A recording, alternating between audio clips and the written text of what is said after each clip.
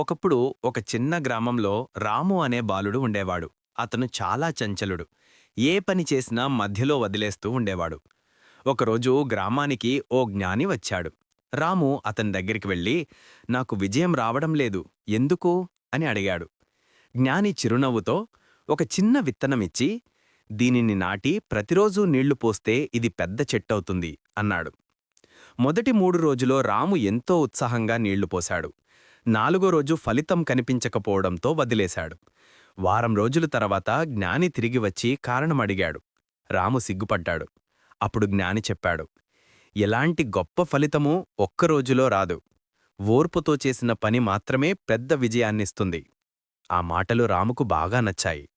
ఆ రోజునుంచి ప్రతి పనిని పట్టుదలతో చేయడం ప్రారంభించాడు. చివరికి అతను గ్రామంలోనే కాదు, చుట్టుపక్కల ప్రాంతాల్లో కూడా మేధావిగా పేరు పొందాడు. నీతి: పట్టుదల, ఓర్పు ఉన్నవారికే నిజమైన విజయం లభిస్తుంది.